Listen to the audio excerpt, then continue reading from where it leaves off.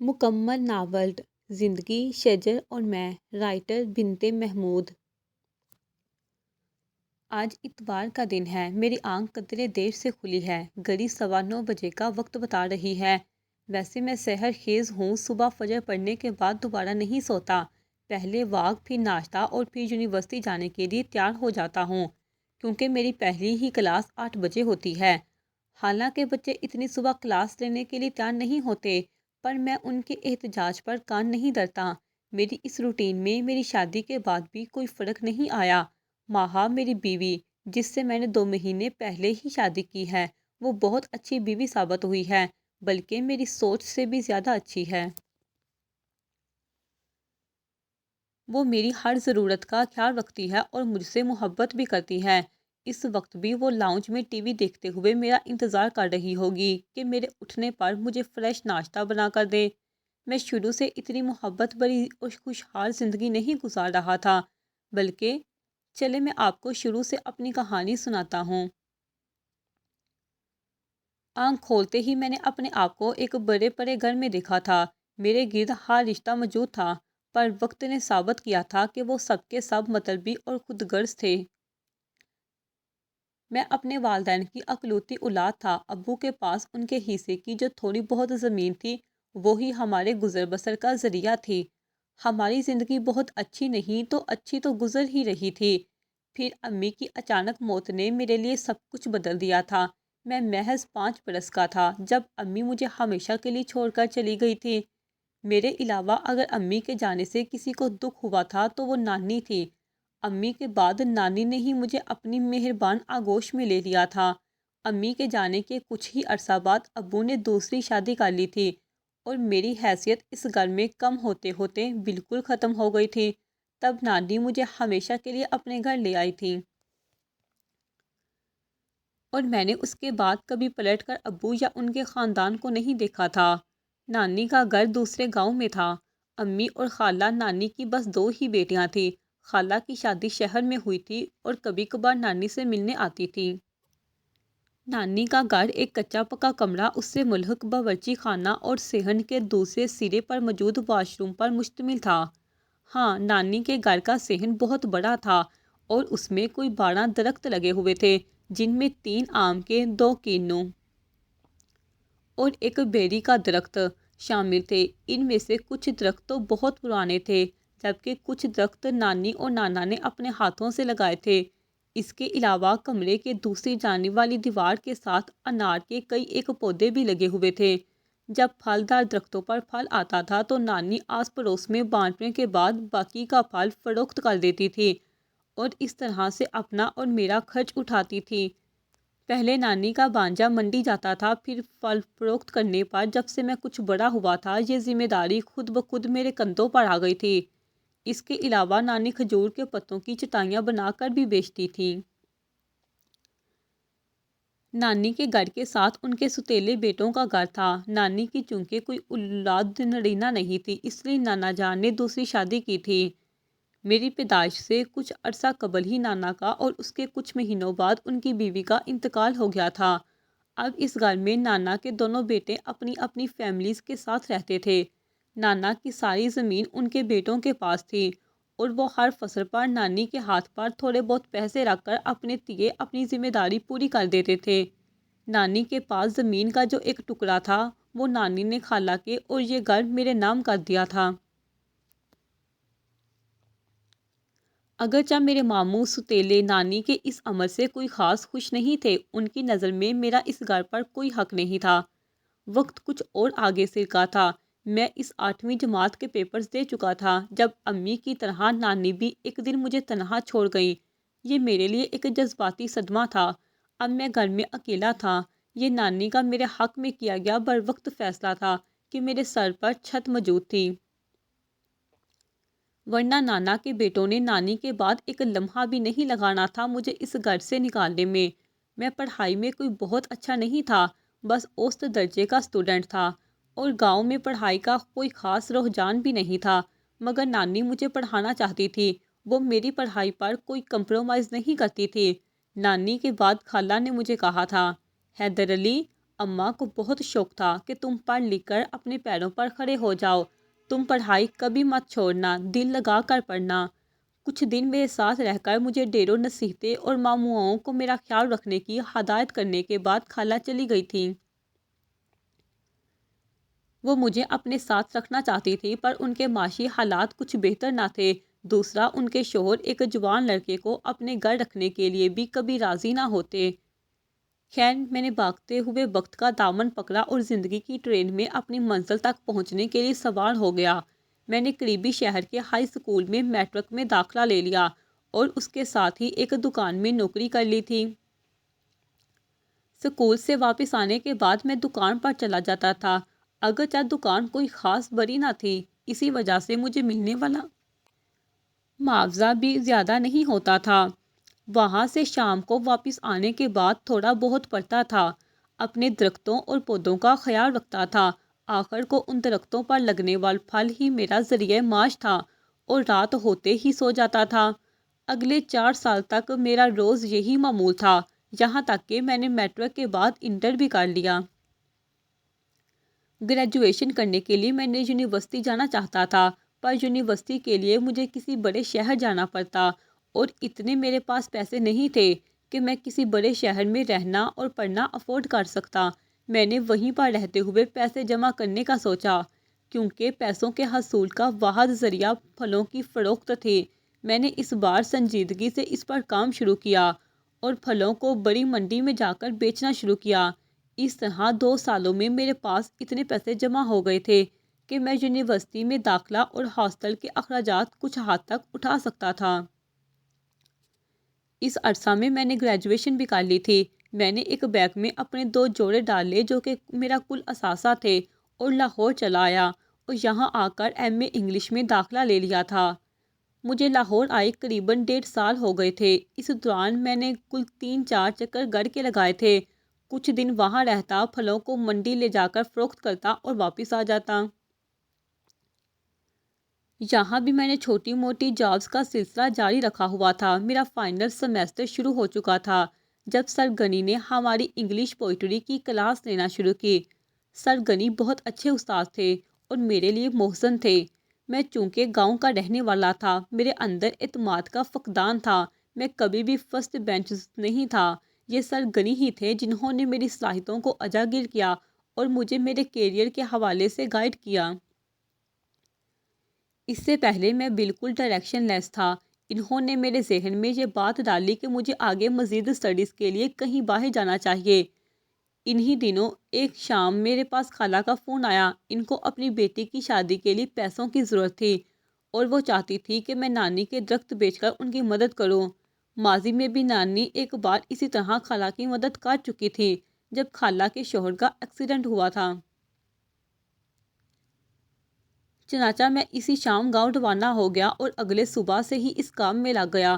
چونکہ مجھے بھی پیسوں کی ضرورت تھی، میں نے خالہ کو ان کی ضرورت کے مطابق پیسے دیے اور باقی اپنے اکاؤنٹ میں ڈال دیے۔ شام کا وقت تھا، میں کار میں بیٹھا نانی کے ساتھ گزرا وقت یاد کر رہا تھا اور نانی کے درختوں کے کٹ جانے پر افسردہ تھا۔ جب دونوں ماموں میرے پاس آئے، وہ چاہتے تھے کہ میں گھر ان کو واپس کر دوں، کیونکہ اب میں لاہور رہتا ہوں اور میرے واپس آنے کا کوئی چانس نہیں تھا ان کی نظر میں۔ دیکھو حیدر، جب تک تمہاری نانی زندہ تھی تمہارا اس گھر پہ حق تھا اور اس دوران ہم نے کبھی بھی کسی طرح سے تمہارے یا گھر کے معاملات میں مداخلت نہیں کی۔ بڑے ماموں نے بات کرنے میں پہل کی، توقف کے بعد پھر گویا ہوئے، اور اس کے بعد بھی کئی سال سے تم اس گھر کے مختار کل بنے ہوئے ہو، مگر اب جب کہ تم پڑھ لکھ چکے ہو اور اپنے پیروں پر کھڑے ہو، چند لمحوں کے لیے وہ رکے تھے۔ ہم چاہتے ہیں کہ یہ گھر تم ہمیں واپس کر دو، تم سے زیادہ ہمارا حق ہے اس گھر پر۔ یہ ہمارے مرحوم والد کا گھر ہے اور ان کے بعد اصولاً اور قانوناً یہ گھر ہمارا ہے۔ میری طرف دیکھتے ہوئے انہوں نے بات مکمل کی۔ دیکھیے، بے شک یہ آپ کے والد کا گھر ہے، مگر آپ شاید بھول رہے ہیں کہ آپ کے والد مرحوم میرے نانا جان تھے اور یہ گھر قانوناً میری ملکیت ہے۔ میں کیوں دوں آپ کو یہ گھر؟ میں نے دو ٹوک انداز میں کہا۔ مختصراً میں نے گھر دینے سے انکار کر دیا تھا۔ یہ بات ان کو اشتعال دلا گئی تھی۔ انہوں نے مجھے بہت برا بھلا کہا۔ انہوں نے خالہ کو بھی بلوا لیا تھا بہت کہا سنی ہوئی میں ہرگز گھر چھوڑنے کو تیار نہیں تھا۔ وہ بھی اپنی ضد پر قائم تھے کہ گھر ان کے حوالے کیا جائے۔ پھر آخر ان کی ضد پر میں نے انہیں گھر بیچنے پر راضی ہو گیا، پر وہ اپنے ہی باپ کا گھر خریدنے کو اپنی بے عزتی خیال کر رہے تھے۔ مگر میں چھوٹا بچہ نہ تھا، اور طلیب نے مجھے اتنا شعور تو دے دیا تھا کہ میں اپنا حق نہ چھوڑتا۔ وہ گھر قانونی طور پر میری ملکیت تھا۔ بہت زیادہ بحث کے بعد آخرکار وہ مجھے اصل رقم کا صرف تیسرا حصہ دینے پر ہی راضی ہوئے تھے، جو کسی طور پر مناسب تو نہیں تھا، پر یہ بھی سچ ہے کہ مجھے باہر جانے کے لیے پیسوں کی ضرورت پڑنے والی تھی۔ میں نے پیسے لیے، گھر کے کاغذات اور گھر ان کے حوالے کیا، اور ہمیشہ ہمیشہ کے لیے وہاں سے چلا آیا۔ اور وہاں سے آنے کے کچھ ہی عرصہ بعد سرگنی کی مدد اور کوشش سے میں اسٹڈیز ویزا پر امریکہ چلا گیا۔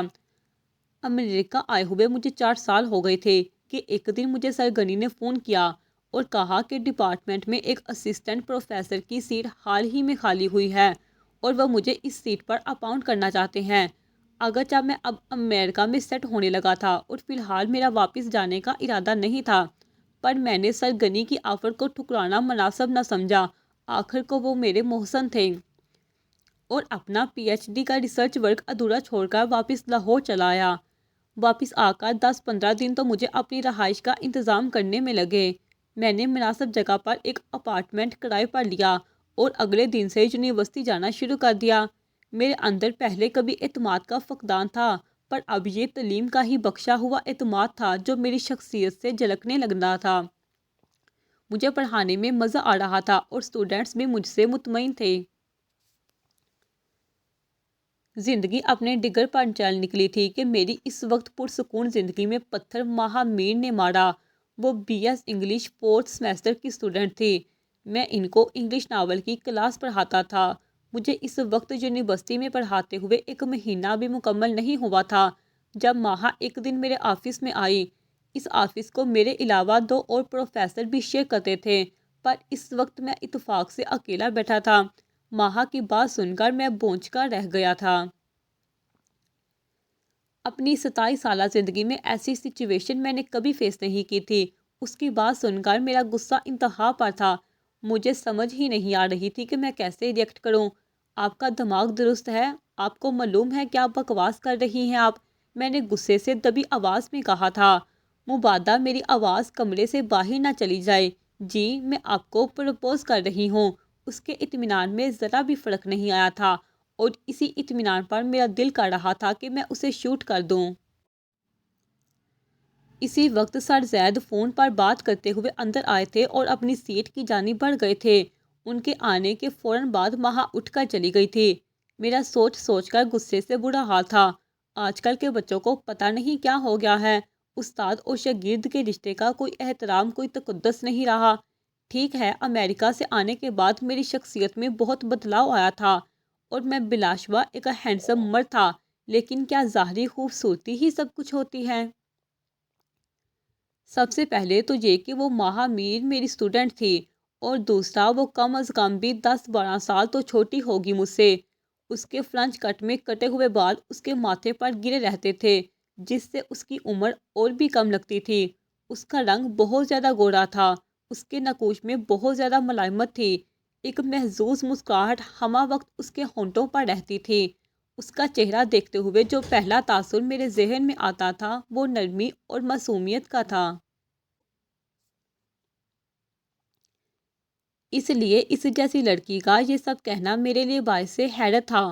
سارا دن میں اسی بارے میں سوچتا اور پیچو تاپ کھاتا رہا کہ رات کو ماہا کا فون آ گیا۔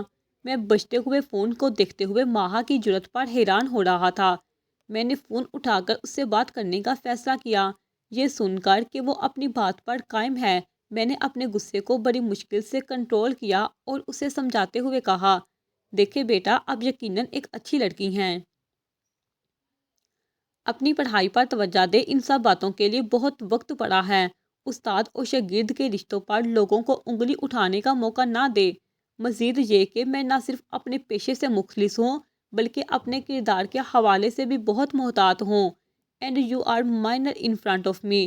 تم میرے سامنے ایک چھوٹی سی بچی ہو، اور تمہارے بال جو ماتھے پر گرے رہتے ہیں ان کی وجہ سے تو بالکل اسکول کی گوئنگ لگتی ہو۔ آخر میں نے ہنستے ہوئے دانستہ یہ بات کی تھی کیونکہ میرا مقصد صرف اسے سمجھانا تھا۔ لاسٹ منتھ میری 18 برتھ ڈے تھی، میں اتنی بھی چھوٹی نہیں ہوں، اور آخر میں آپ کا فیصلہ میرے ہی حق میں ہوگا انشاءاللہ۔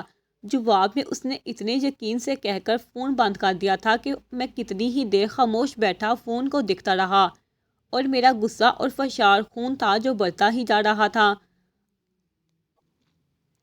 اگلے دن میں کلاس میں جانے سے پہلے ماہا کے رویے کے بارے میں سوچتے ہوئے پریشان تھا، مگر میرے خدشات کے برعکس اس کا رویہ نارمل تھا، بلکہ اسے دیکھ کر لگ ہی نہیں رہا تھا کہ وہ کل مجھ سے کوئی ایسی بات کر چکی ہے۔ جس چیز کو دیکھ کر مجھے حیرت کا شدید جھٹکا لگا تھا وہ اس کا ہیئر سٹائل تھا۔ اس نے اپنے آگے کے بالوں کو ہیئر پنس کی مدد سے ایسے سیٹ کیا ہوا تھا کہ اس کے وہ بال جو ہر وقت اس کی پیشانی کا احاطہ کیے رکھتے تھے اب بالکل سمٹے ہوئے تھے۔ میں جو اس سب کو اس کی وقتی جذباتیت سمجھ رہا تھا، اس کی مستقل مزاجی نے مجھے غلط ثابت کر دیا تھا۔ وہ تقریباً روز مجھے فون کر کے کنونس کرنے کی کوشش کر رہی تھی۔ میں کبھی اس کا فون اٹھا لیتا اور کبھی نہیں اٹھاتا تھا، لیکن یہ بات تسلی بخش تھی کہ کلاس میں اس کا رویہ بالکل نارمل تھا، اور پہلی دفعہ کے بعد وہ پھر کبھی میرے آفس بھی نہیں آئی تھی۔ میں اس سچویشن سے بہت جھنجھلایا ہوا تھا۔ میرے اتنے سمجھانے کا بھی اس پر کوئی اثر نہیں ہو رہا تھا۔ وہ اپنی بات پر اڑی ہوئی تھی کہ وہ مجھ سے شادی کرنا چاہتی ہے۔ میں نے کئی بار سوچا کہ سرگنی سے اس بات کو ڈسکس کروں، لیکن جو بات سوچ کر ہی مجھے اتنا awkward لگتا تھا وہ بات میں سر سے کیسے کر سکتا تھا۔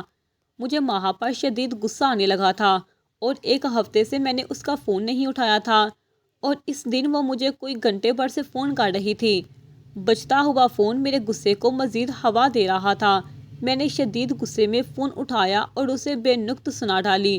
وہ چپ چاپ سنتی رہی، پر جب میں نے اسے کہا کہ وہ ایک اچھی لڑکی نہیں ہے جو کہ اپنے استاد کے بارے میں سوچتی ہے، اس نے فوراً میری بات کاٹتے ہوئے کہا تھا، ایک منٹ سر، آپ یہ کیسے کہہ سکتے ہیں کہ میں اچھی لڑکی نہیں ہوں؟ کیا میں نے کبھی آپ کو کوئی محبت بھرا پیغام بھیجا؟ کبھی اپنی کوئی تصویر بھیجی؟ کوئی غیر اخلاقی بات کی؟ کبھی آپ کا راستہ روکا؟ میں بس آپ کو پسند کرتی ہوں اور سیدھے راستے سے آپ تک پہنچنا چاہتی ہوں۔ ہو سکتا ہے اللہ نے ہمیں ایسے ملانا ہو، اس لیے آپ امریکہ سے یہاں آئے۔ وہ بہت ٹھہرے ہوئے انداز میں بات کر رہی تھی۔ اس کے بعد اس نے فون بند کر دیا تھا، اور میں اس کی باتوں کی بازگشت میں سوچ رہا تھا کہ اس نے ساری باتیں ٹھیک کی تھی۔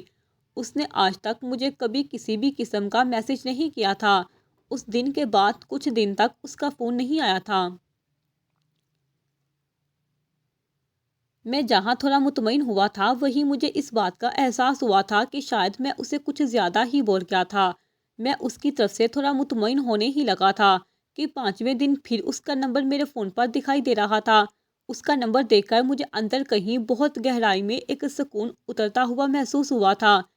وہ کہتے ہیں نا، پانی کا مسلسل گرتا ہوا قطرہ پتھر میں شگاف کر دیتا ہے۔ میں تو پھر عام سا انسان ہوں۔ میں نے دوسری بیل پر اس کا فون اٹھا لیا تھا۔ اس نے وہی بات کی تھی جو پہلی ملاقات سے کر رہی تھی، تم میرے بارے میں کچھ نہیں جانتی، ایسا کبھی بھی نہیں ہو سکتا۔ جواب میں نے خود کو کہتے سنا، کیوں، کیا آپ میرڈ ہیں؟ اس نے پوچھا۔ نہیں۔ انگیجڈ؟ نہیں۔ کمیٹڈ؟ نہیں۔ بس پھر کیا مسئلہ ہے میرے لیے؟ اور کوئی بات اہم نہیں ہے، اس نے کہا تھا، اور میں خود پر حیران تھا۔ میرا دل اس کے دلائل کو ماننے لگا تھا، لیکن میں ہرگز ایسا نہیں چاہتا تھا۔ اس سے پہلے میں اپنے دل کے ہاتھوں مجبور ہو جاتا، میں نے پہلی فرصت میں سرگنی سے رابطہ کیا تھا اور ان کو ساری بات بتا دی تھی، یہ جاننے کے بعد کہ وہ لڑکی ماہا ہے۔ جب سرگنی نے مجھے بتایا کہ ماہا کے فادر نہ صرف ہائی کورٹ کے جج ہیں بلکہ اپنی لا فرم چلانے کے ساتھ ساتھ لمبی چوڑی جائیداد کے مالک بھی ہیں، میرے لیے اس بات پر یقین کرنا بہت مشکل تھا، کیونکہ ماہا کو دیکھ کر بالکل بھی نہیں لگتا تھا کہ وہ اتنے امیر باپ کی بیٹی ہے۔ وہ بہت سادہ سے حلیے میں یونیورسٹی آتی تھی۔ عموماً وہ کھلے پائنچوں والے ٹراؤزر کے ساتھ گھٹنے سے نیچے تک آتی قمیض میں ہوتی تھی، اور کبھی سادہ شلوار سوٹ میں نظر آتی تھی۔ اس کا دوپٹہ زیادہ تر وہ شفون کا دوپٹہ پہنتی تھی جو کبھی تو اس کے سر پر ہوتا، کبھی ایسے ہی لاپرواہی سے اس کے گلے میں پڑا رہتا، تو کبھی کندھے پر جھولتا رہتا تھا۔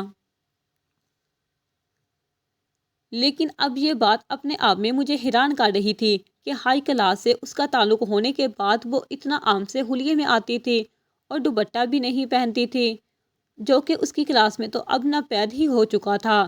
یہ بات تو سچ تھی کہ اس کی شخصیت مجھے حیران کر رہی تھی، اور یہ بات تو سرگنی نے خود کہی تھی کہ ماہا بہت اچھی لڑکی ہے، اور یہ کہ مجھے اس کے بارے میں سوچنا چاہیے اور اس کے والد سے بھی ایک بار بات کرنی چاہیے۔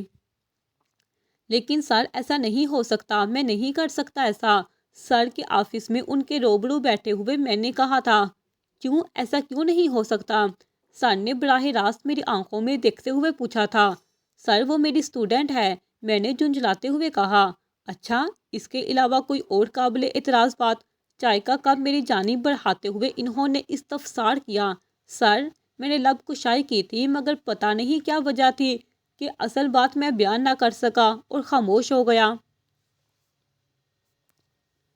تم اس بات پر متذبذب ہو کہ لڑکی ہو کر اس نے تمہیں پرپوز کیا؟ چائے کا سپ لیتے ہوئے انہوں نے کہا تھا، اور میں ان کے اس قدر درست اندازے پر حیران رہ گیا تھا۔ دیکھو حیدر میاں، ہم 21ویں صدی کی پہلی چوتھائی تقریباً گزار چکے ہیں، اور تم ہو کہ ابھی تک ان باتوں کو لے کر بیٹھے ہو، جبکہ تم امریکہ جیسے آزاد معاشرے میں وقت گزار چکے ہو۔ اب سوچ اور وقت بدل چکے ہیں، اور ماہا واقعی میں ایک بہت اچھی لڑکی ہے۔ میں پرسنلی اس کی فیملی کو جانتا ہوں۔ مزید یہ کہ تم میچور ہو، خود مختار ہو، اور یقیناً اپنے لیے بہتر فیصلہ کر سکتے ہو۔ سر نے مدلل انداز میں بات کو سمیٹتے ہوئے فیصلے کی گیند کو میرے کورٹ میں ڈالا تھا۔ سر کے نزدیک یہ کوئی اتنی بڑی بات نہیں تھی۔ ان کے مطابق اب وقت بدل چکا ہے، اور اب اس بات کی قید نہیں ہے کہ پہلے لڑکا ہی اپروچ کرے، اور یہ کہ لڑکیاں اب بااعتماد ہیں اور اپنے فیصلے خود لیتی ہیں۔ ایسی بات نہیں تھی کہ مجھے لڑکیوں کے بااعتمادی اور خود مختاری سے کوئی مسئلہ تھا۔ میں ذاتی طور پر بااعتماد لڑکیوں کو پسند کرتا تھا، لیکن میں اس کے باوجود بھی اس بارے میں نہیں سوچنا چاہتا تھا۔ ایسا کیوں تھا؟ اس کی وجہ مجھے خود بھی معلوم نہ تھی۔ کچھ دن بعد سر نے مجھ سے پوچھا کہ میں نے کوئی فیصلہ کیا یا نہیں۔ میرے انکار پر انہوں نے مجھے سنجیدگی سے کچھ سوچنے اور کوئی حتمی فیصلہ لینے کا کہا۔ ان کے مطابق اب مجھے اپنا گھر بسا لینا چاہیے تھا۔ سر کے سمجھانے کا ہی اثر تھا کہ اس شام جب ماہا کی کال آئی، میں نے سنجیدگی سے اس سے بات کرنے کا سوچتے ہوئے فون اٹھا لیا تھا۔ ماہا، تم کب تک اپنا وقت ضائع کرتی رہو گی؟ میں نے فون اٹھاتے ہی پوچھا تھا۔ جب تک آپ مان نہیں جائیں گے۔ اس کا اطمینان قابل دید تھا۔ میں کبھی بھی نہیں مانوں گا، میں نے دو ٹوک انداز میں کہا۔ مجھے یقین ہے آپ مان جائیں گے، اس نے فوراً کہا تھا۔ میں مان بھی جاؤں تب بھی ایسا نہیں کروں گا۔ میں اپنے پیشے اور ادارے پر کسی کی اٹھی انگلی برداشت نہیں کر سکتا، اس نے تھکے ہوئے انداز میں کہا تھا۔ آپ ایک بار ہاں بول دیں، میں یونیورسٹی جانا چھوڑ دوں گی، کلاس میٹ سے نہیں ملوں گی، کسی کو پتہ ہی نہیں چلے گا، اس نے کہا تھا۔ اس کی بات پر میں کچھ پل کو خاموش ہو گیا تھا۔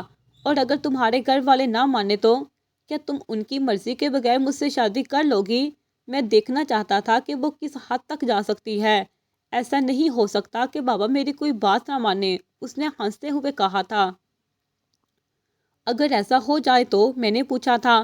نہیں ہو سکتا، فرض کر لو۔ جس چیز کا مجھے معلوم ہے میں خواہ کیوں فرض کروں، اس نے ہنستے ہوئے کہا تھا۔ اچھا، تمہارے بابا تو مان جائیں گے، اور اگر تمہاری امی نہ مانی تو؟ پتہ نہیں یہ سب میں اس سے کیوں پوچھ رہا تھا، جبکہ فون اٹھانے سے پہلے میرا اس سے اس طرح کی باتیں یا سوالات کرنے کا کوئی بھی ارادہ کم از کم نہیں تھا۔ میری امی کی ڈیتھ ہو چکی ہے 5 سال پہلے، اس کی دھیمی سی آواز آئی تھی۔ او سو سوری، مجھے وقتاً افسوس ہوا تھا۔ کچھ دیر خاموشی چھائی رہی، پھر اس نے بولنا شروع کیا۔ ماما کی ڈیتھ کے بعد میں خود کو بالکل اکیلا محسوس کرتی ہوں۔ بابا مجھ سے بہت پیار کرتے ہیں، میں جانتی ہوں، مگر ان کے پاس ٹائم نہیں ہے مجھے دینے کے لیے۔ میں ایک جذباتی سہارے کی ضرورت محسوس کرتی ہوں۔ مجھے ہر شے مکمل پسند ہے، جبکہ جس ماحول میں میں رہتی ہوں یہاں ہر چیز نامکمل ہے، رشتے بھی اور لوگ بھی۔ ہماری کلاس میں 80% شادیوں کا انجام طلاق ہی ہے، جلد یا بدیر۔ جس دن ماما کی ڈیتھ ہوئی تھی اس سے 2 دن بعد ماما بابا کی ڈائیورس فائنل ہونے والی تھی۔ اس کی آواز بھیگ رہی تھی۔ آپ کو پہلی بار دیکھتے ہی میرے دل میں پتہ نہیں کیسے اور کیوں یہ خیال آیا تھا اور میں آپ کے بارے میں سوچنے لگی تھی۔ مجھے لگتا تھا کہ آپ بھی کہیں نہ کہیں زندگی میں میرے جیسے حالات کا شکار رہے ہوں گے، اور میں اس کے اتنے صحیح اندازے پر حیران ہی تو ہو گیا تھا۔ میں نے آپ کو یہ سب اس لیے نہیں بتایا کہ آپ مجھ پر ترس کھاتے ہوئے میرے حق میں فیصلہ دیں، نہیں، ہرگز نہیں، بلکہ مجھے یقین ہے خود پر بھی اور اللہ پر بھی، آپ جب تک چاہیں میرا صبر آزما سکتے ہیں۔ ہنستے ہوئے اس نے کہا تھا اور خدا حافظ کہتے ہوئے فون بند کر دیا تھا۔ ماہا کے بارے میں جاننے کے بعد میں شاک کی کیفیت میں تھا۔ وہ چھوٹی سی لڑکی اپنے اندر اتنا کچھ رکھتی تھی۔ ایسے ماحول میں رہنے کے باوجود وہ نہ صرف ایک مثبت سوچ کی حامل لڑکی تھی بلکہ اس کی شخصیت میں بھی کوئی جول، کوئی کمی نہیں تھی۔ وہ واقعی سب سے منفرد تھی۔ پتہ نہیں یہ اس کی باتوں کا اثر تھا یا اس کا یقین کہ میں اگلے ہی دن اس کے ڈرائنگ روم میں اس کے سامنے بیٹھا تھا اور وہ مجھے دیکھ کے اتنا حیران ہوئی تھی کہ میں خود بھی یہ سوچنے پر مجبور ہو گیا تھا کہ میں ماہا کی جذباتیت کے آگے ہار مان چکا تھا۔ مجھے دیکھتے ہوئے اس کی آنکھوں میں اتنی چمک تھی کہ میں کچھ سیکنڈ سے زیادہ اس کی طرف دیکھ ہی نہ سکا۔ اور آج میں خود سے اعتراف کرتا ہوں کہ اس دن ماہا کو دیکھنے کے بعد پہلی بار میرے دل نے ایک بیٹ مس کی تھی۔ اس دن چونکہ عام تعطیل تھی، ماہا کے والد گھر پر ہی موجود تھے۔ کچھ دیر بعد ماہا کے بلانے پر وہ ڈرائنگ روم میں آ گئے تھے۔ ان کے بیٹھتے ہی میں نے اپنی بات کا آغاز کیا تھا اور شروع سے لے کر جب سے ماہا میرے آفس آئی تھی آج تک کی تمام باتیں ان کے گوش گزار کر دی تھی، اور آخر میں اپنے بارے میں بھی سب کچھ بتا دیا تھا۔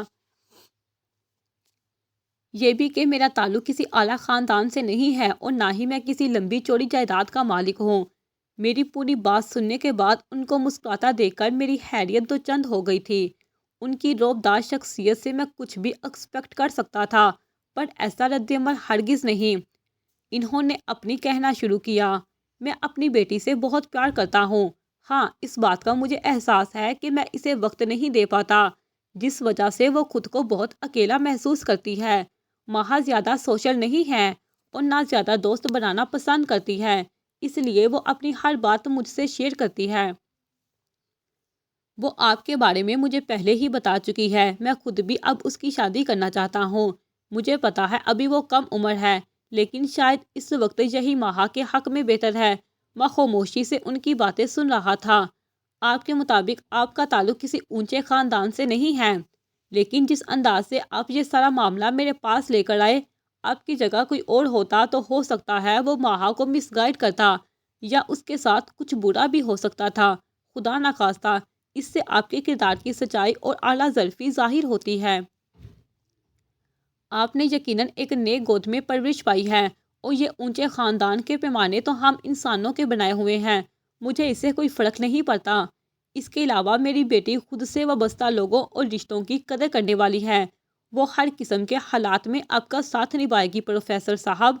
آخری بات کہتے ہوئے انہوں نے نزدیک بیٹھی ماہا کو اپنے ساتھ لگا لیا تھا۔ کچھ باتیں انسان کے اپنے اختیار میں نہیں ہوتی، اور نہ چاہتے ہوئے بھی انسان خود کو قسمت کے بہتے داروں کے حوالے کر دیتا ہے۔ ماہا سے میری شادی کا بھی قسمت کا فیصلہ تھا یقیناً۔ میں نے اپنی شادی میں سرگنی کے علاوہ کسی کولیگ کو نہیں بلایا تھا۔ بہت کم لوگوں کی موجودگی میں ہمارا نکاح ہوا تھا۔ ہماری شادی سے 4 دن پہلے ماہا کا آخری پیپر تھا۔ اس کے بعد وہ اپنے کہے کے مطابق یونیورسٹی نہیں گئی تھی۔ حالانکہ ایک بار میں نے سرسری انداز میں اسے کہا بھی تھا کہ اگر وہ چاہے تو کنٹینیو کر سکتی ہے۔ اس نے جواب میں یہ کہہ کر انکار کر دیا تھا کہ وہ فی الحال گھر پر رہنا چاہتی ہے، اور میں اس کے جواب پر حیرت زدہ رہ گیا تھا جب اس نے کہا تھا کہ وہ شادی کے بعد پڑھائی چھوڑ دے گی۔ میں نے اس کی بات کو سنجیدگی سے نہیں لیا تھا۔ مجھے لگا تھا وہ بس مجھے کنونس کرنے کے لیے ایسا کہہ رہی ہے، مگر وہ اپنے عہد کی پکی تھی، اور صرف یہی ایک وجہ نہ تھی میرے حیران ہونے کی، بلکہ شادی کے بعد اس نے ہر روز مجھے حیران کیا تھا۔ اور آج شادی کے 2 مہینے بعد میں اس بات کا اعتراف کرتا ہوں کہ میں ماہا سے شادی کر کے بہت خوش ہوں۔ اس نے ایک بار کہا تھا کہ اس سے زیادہ پیار مجھ سے کوئی نہیں کرے گا۔ بالکل سچ کہا تھا۔ اس کے ہر انداز سے میرے لیے پیار جھلکتا ہے۔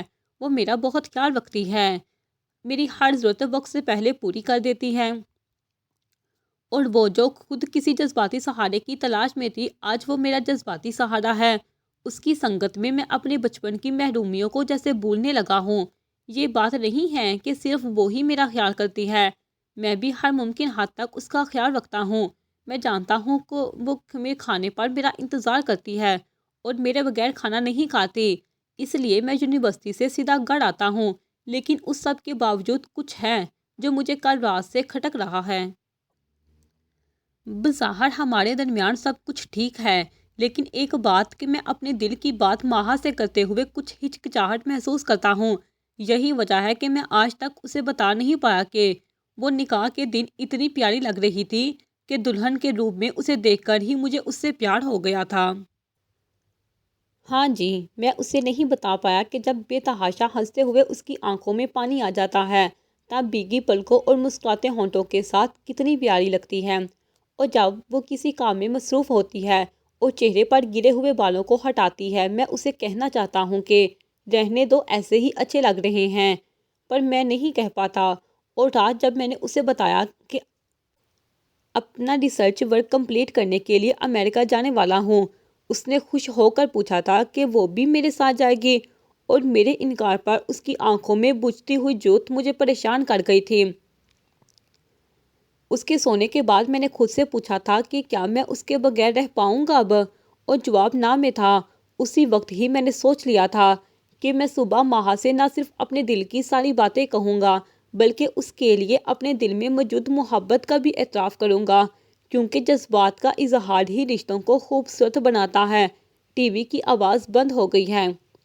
ماہا یقیناً مجھے اٹھانے آ رہی ہوگی۔ اس کے آنے سے پہلے ہی مجھے بستر سے نکل جانا چاہیے۔ آخر میں نے اسے یہ خوشخبری بھی تو سنانی ہے کہ وہ میرے ساتھ امریکہ جائے گی، کیونکہ اب میں اس کے بغیر نہ رہ سکتا ہوں اور نہ رہنا چاہتا ہوں۔ ختم شد۔